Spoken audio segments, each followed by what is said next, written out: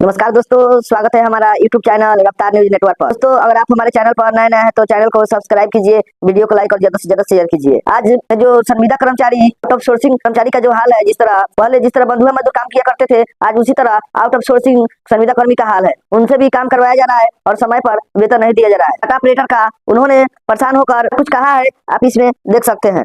बंधुआ मजदूर की तरह करना पड़ता है काम, न समय पर वेतन और न अस्थायी सेवा। वेतन न मिलने पर डाटा एंट्री ऑपरेटर ने राष्ट्रपति से की इच्छा मृत्यु देने की मांग। बछवाड़ा अंचल कार्यालय के एक डाटा एंट्री ऑपरेटर ने सीओ को अपना इस्तीफा भेजते हुए राष्ट्रपति से जीवन समाप्त करने की अनुमति मांगी। अनंत कुमार नाम के डाटा एंट्री ऑपरेटर ने इसको लेकर कुल 10 पेज का डिजिटल आवेदन तैयार किया है, जिसे उसी को ईमेल किया है। अपने आवेदन में अनंत कुमार ने मुख्य रूप से समय पर वेतन नहीं मिलने, अस्थायी सेवा नहीं होने, काम का समय तथा नहीं होने और अधिकारियों के रवैयों को जिम्मेदार ठहराया है। सीओ को दिए आवेदन में उसने कहा है कि मौजूदा नौकरी को जारी रख पाना संभव नहीं है, इसलिए उचित नोटिस अवधि के साथ इस्तीफा देता हूं। अपने पत्र में अनंत कुमार ने कहा कि ऐसे तो वह अप्रैल में ही इस्तीफे देता, लेकिन चुनाव के कारण ऐसा नहीं किया। लेकिन अब 1 महीने के नोटिस अवधि के साथ आवेदन देते हुए कहा कि 31 जुलाई उसका अंतिम कार्य दिवस होगा, के बाद वह कार्यालय आना बंद कर देगा। साथ ही कहा कि जैसा उसने किताबों में अपने देश के बारे में पढ़ा था, वैसा अपने यहाँ की व्यवस्था नहीं है, जिसके कारण इस व्यवस्था में सामंजस्य नहीं बना पाना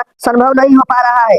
यही कारण है कि अब जीने की इच्छा समाप्त हो चुकी है। साथ ही कहा कि वर्तमान में वह कानूनी तरीके से अपना जीवन समाप्त करने की इच्छा लेकर जी रहा है।